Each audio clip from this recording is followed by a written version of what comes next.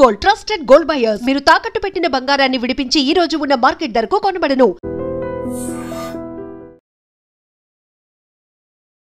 Welcome to ఎడ్జిమ్ news. This is Pavan. So present అయితే మనకి స్టేట్ బీజేపీ ఓబీసీ మోర్చా అధ్యక్షులు అయితే మనతో ఉన్నారు. సార్ని అడిగి తెలుసుకుందాము.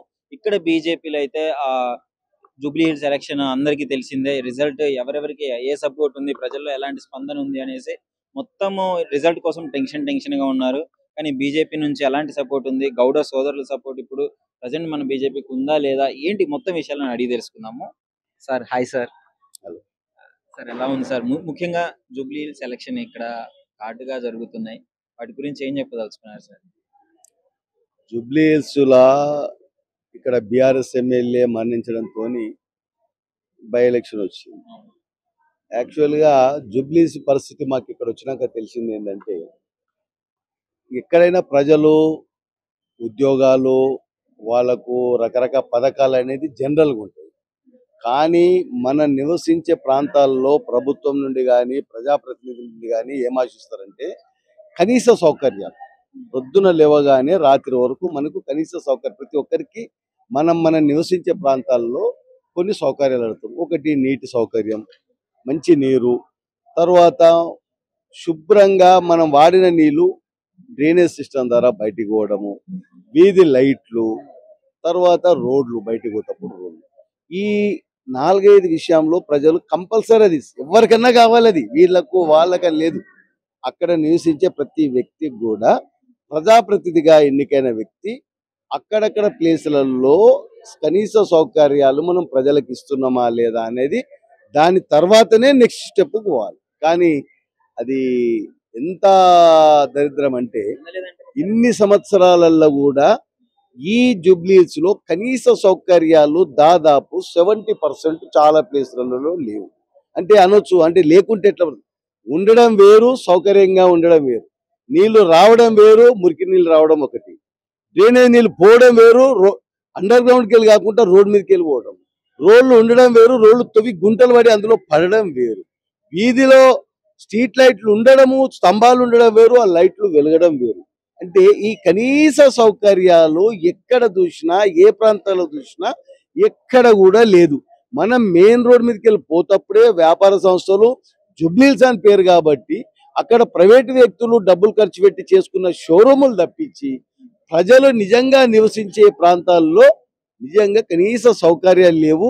ఇప్పటి వరకు ఇక్కడ ఎవరెవరైతే బీఆర్ఎస్ ప్రభుత్వం కానీ కాంగ్రెస్ ప్రభుత్వం కానీ ఇక్కడ ప్రభుత్వాల నుండి వాళ్ళ ద్వారా ఎన్నికైన ఎమ్మెల్యేలు సిగ్గుపడవలసిన విషయం.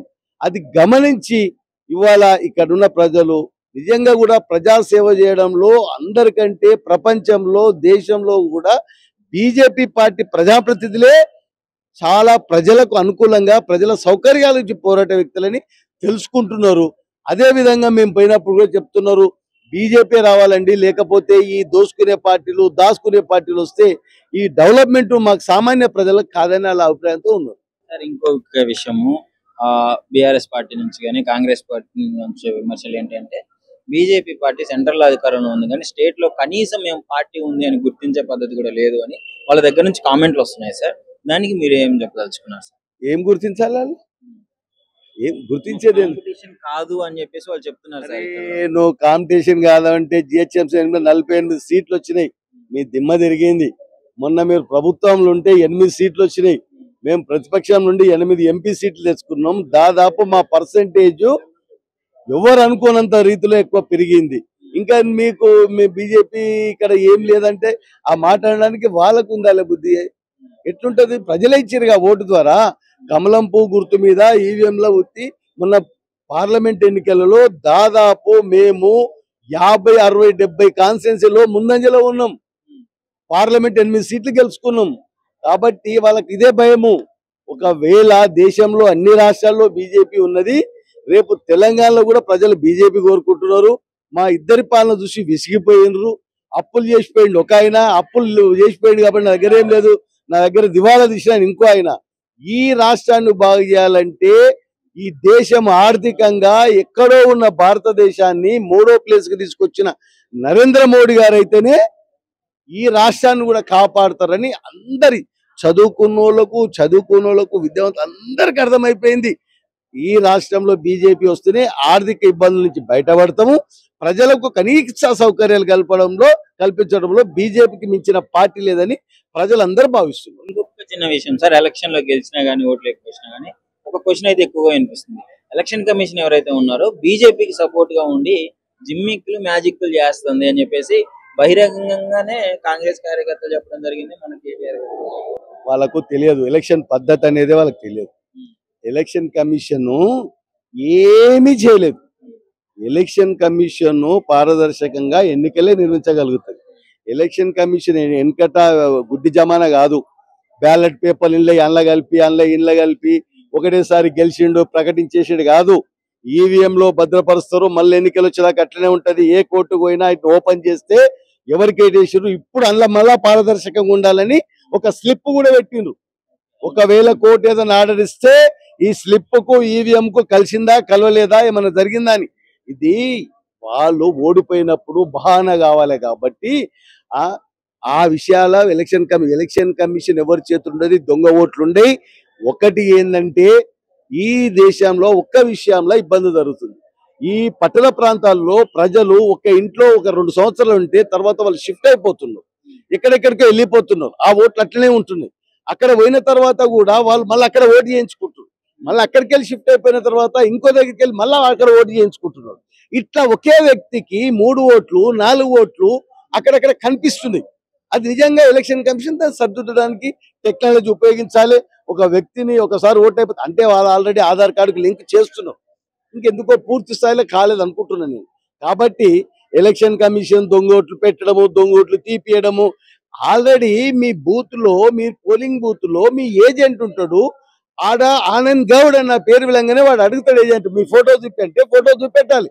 చూపించినాకనే వాడు ఓటేస్తాడు. మరి మీ ఏజెంట్లు లేరు, మాకు కాంగ్రెస్ పార్టీకి ఏజెంట్లు గతి లేరు, మాకు వాళ్ళే వేసుకుంటారు, దొంగ ఓట్లు వేసుకొని గెలుస్తుర్రు అని రాహుల్ గాంధీ చెప్తే, అరే పాపం మీకు ఏజెంట్లు కూడా లేరా నాయన, దేశంలో ఏజెంట్లు కూడా కరువు అయిపోయినరా అని అప్పుడు మేము అనుకుంటాం. కానీ దొంగ ఓట్లు వేస్తున్నారు, దొంగ ఆడుకొచ్చి దయ్యంలోకి వచ్చి టకాటకా వేసి గుద్దిపోతున్నా ఈవీఎంలని. దొంగ ఓట్లు ఎట్లేస్తుండు, దొంగ ఓట్లు చేపించి మేమెట్లేస్తున్నాము, మేమేస్తుంటే మీరేం చేస్తున్నారు, మీ ఏజెంట్ ఏం చేస్తున్నాడు. ఇవన్నీ తప్పించుకోవడానికి చిన్నపిల్లల మాటలు, చిన్నపిల్లల చేష్టలు. అది ప్రజాస్వామ్య దేశంలో ఇప్పుడు పరిస్థితుల్లో సీసీ కెమెరాలు పెట్టి ఎలక్షన్ ప్రతి పోలింగ్ బూత్ లో సీసీ కెమెరాలు ఉన్నాయి. అట్లేమని ఉంటే సీసీ కెమెరాలో ఒక వ్యక్తి వచ్చి 7 ఓట్లు వేసిండని అన్ని చూపిస్తుండగా స్క్రీన్ మీద, అది కూడా చూపెట్టామనుకో. ఈ ఆనంద్ గౌడ్ వచ్చి 7 ఓట్లు వేసిండు, ఈడ దొంగ ఓట్లు ఎలక్షన్ కమిషన్ బీజేపీకి సపోర్ట్ చేస్తుంది. మరి తెలంగాణ సపోర్ట్ చేస్తే మొన్న రాకపోతుంటామా మేము? ఎందుకు 8 సీట్లు వస్తాయి? ఇక్కడ కాదా ఇది ఇచ్చిపెట్టినామా, డిస్కౌంట్ ఇచ్చినామా? ఇది తెలంగాణ డిస్కౌంట్ లో పోయిందా? దేశంలో అన్ని గెలుచుకుంటాం కదా. కర్ణాటక కూడా ఎందుకు ఇచ్చిపెట్టుకుంటాం? కర్ణాటకలో కూడా మాదే, మేము వస్తుంటాం కదా. ఎక్కడైనా హిమాచల్ ప్రదేశ్ ఎందుకు వదులుకోం కదా. ఇది బేస్ లేదు. పాపము ఆయన ఏంటంటే బాగా యువరాజు లెక్క పెరిగిండు.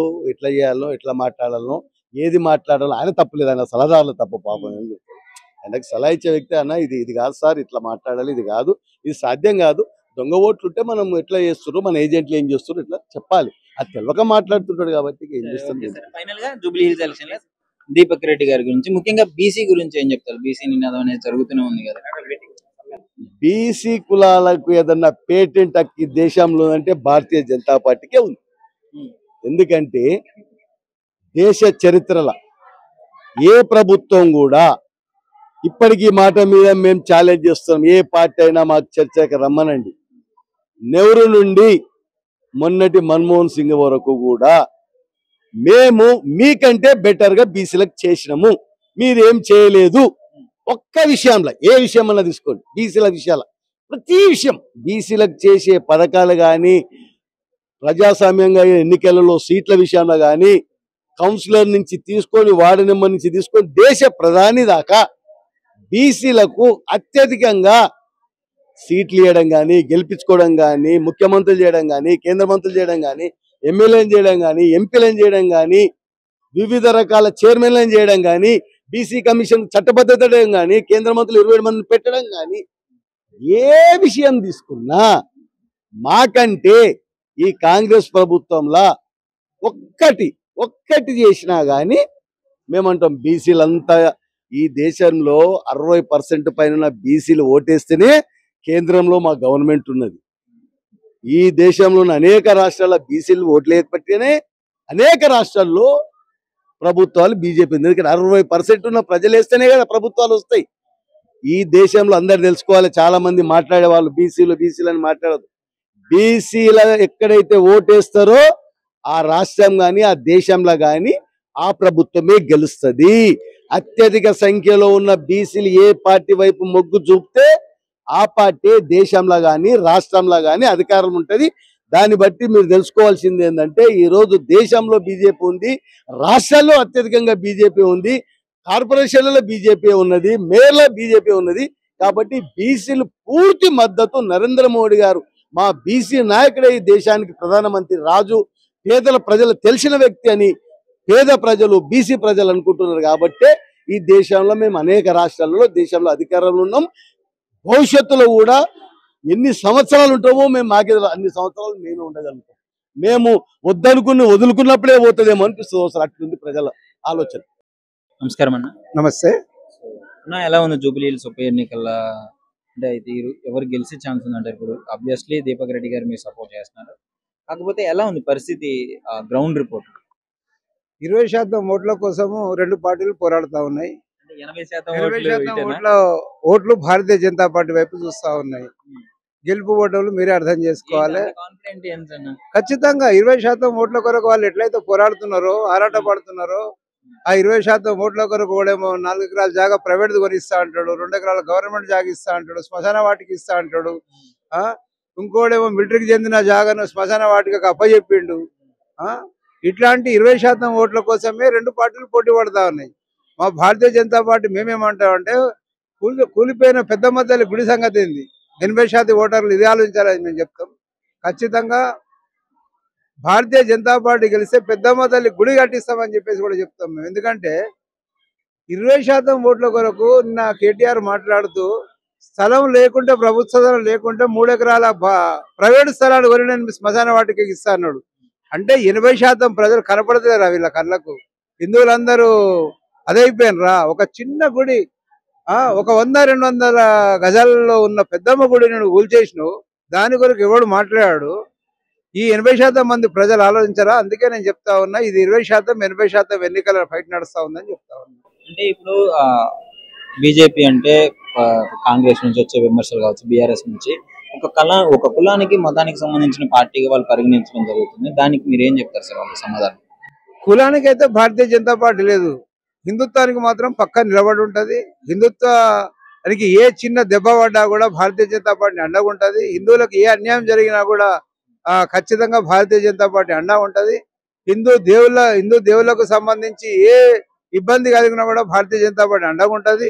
హిందువుల గుళ్ళు పూలు చేసినా కూడా భారతీయ జనతా పార్టీ హిందువులకు అండగా ఉంటది. అన్ని కులాల వాళ్ళు, అన్ని మతాల వాళ్ళు ఓట్లు వేస్తేనే బీజేపీ అధికారంలోకి వస్తుంది కదా. అంటే ఒక రాజకీయ పార్టీ పరంగా అట్లా పక్షపాతం చూపించొద్దు కదా అని వాళ్ళు అడిగే క్వశ్చన్. హిందుత్వం అన్నది జీవన విధానం అని సుప్రీంకోర్టే చెప్పింది. హిందుత్వం అన్నది మతం కాదు, హిందుత్వం అనేది జీవన విధానం. ఎవరైతే ఒకరినే కొలుస్తారు చూడండి, ముస్లింస్ అల్లాను కొలుస్తారు, వాళ్ళు జీసస్ను కొలుస్తారు. ఒక కట్టుబాటు ఉంటుంది, అది మతం. మా హిందుత్వంలో కోట్ల మందిని కొలుస్తాం మేము. ఇది హిందుత్వం, ఇది మతం కాదు. ఇది కనుక మేము మతం వెనుక లేము. హిందుత్వం జీవన విధానం అని సుప్రీంకోర్టే చెప్పింది కనుక ఆ విధానంలో మేము నడుస్తా ఉన్నాం. మేము అందరినీ చూసుకుంటాం. అంటే ఇప్పుడు ఏమంటారు, హిందువులకు ఏమైనా సమస్య వస్తేనే వస్తారా? క్రిస్టియన్స్ కి, ముస్లింస్ కి ఏమైనా సమస్య ఉన్నా మీరు నిలబడతారా? అందరికి నిలబడతామండి, అందరూ మానవులే. కానీ ధర్మరక్షణకు ముందుంటది భారతీయ జనతా పార్టీ. నేను చెప్పేది అంటే ధర్మరక్షణ విషయంలో భారతీయ జనతా పార్టీ ముందుంటది. ప్రజలందరూ ఒకటే, ప్రజల విషయంలో కాకుండా చెప్పింది ఏంటంటే ఆ రెండు పార్టీలు 20% ఓట్ల వైపే 20% ఓట్లను చూకడం, 20% ఓట్లను అభివృద్ధి పరచడం, వాళ్ళ కోసమే ఆలోచించడం. మేమేమంటున్నామంటే 80% ఉన్న ప్రజల దగ్గర కరెంటు బిల్లులు వసూలు చేస్తున్నావు, 80% ఉన్న వాళ్ళ దగ్గర నల్ల బిల్లులు వసూలు చేస్తున్నావు, 80% ఉన్న దగ్గర పన్నులు వసూలు చేస్తా ఉన్నావు. 20% ఉన్న దగ్గర నువ్వు ఒక్క నల్ల బిల్లు వసూలు చేసినావా అని నేను రేవంత్ రెడ్డిని అడుగుతా ఉన్నా. 20% ప్రజలు ఉన్న దగ్గర నువ్వు కరెంటు బిల్లు వసూలు చేసినావా, ఓ నల్ల బిల్లు వసూలు చేసినావా? మరి వాళ్ళ కోసం ఆలోచించుడు ఏంది? ఈ ట్యాక్సీ పట్టిన మనుషులందరూ ఎక్కడ పోవాలి? ఈ విషయాన్ని ఆలోచించాలని చెప్పేసి 80% ఉన్న ప్రజలకు నేను చెప్తా ఉన్నా. దీపక్ రెడ్డి గారి గెలుపు కన్ఫర్మ్ అంటారు మీరు? దీపక్ రెడ్డి గెలుపు ఖాయం. ఎవరేమన్నా ఏదైనా కూడా దీపక్ రెడ్డి గెలుపు ఖాయం అని చెప్పి చెప్తా ఉన్నా. నిజంగా ప్రస్తుతం ఉన్నటువంటి సమాజం దేనికి ప్రయారిటీ ఇస్తుంది? ఆర్థిక సంబంధాల చుట్టూ మాత్రమే తిరుగుతోంది. మళ్ళీ ఎన్నికలంగానే చాలా విరక్తి కలుగుతున్నాం. మంచి అనిపిస్తుంది కదా, లేడీస్ కూడా ఛాలెంజింగ్ జాబ్స్ చేసినప్పుడు చాలా బాగుంటది. ట్రాఫిక్ అసిస్టెంట్స్ గా నియమించిన ట్రాన్స్జెండర్స్ అందరితో సాల్యూట్ చేయించుకుంటున్నారు. ఫుడ్ డెలివరీ ఇవ్వటానికి వెళ్ళినటువంటి డెలివరీ బాయ్ అనిల్ పై కళ్ళ ముందు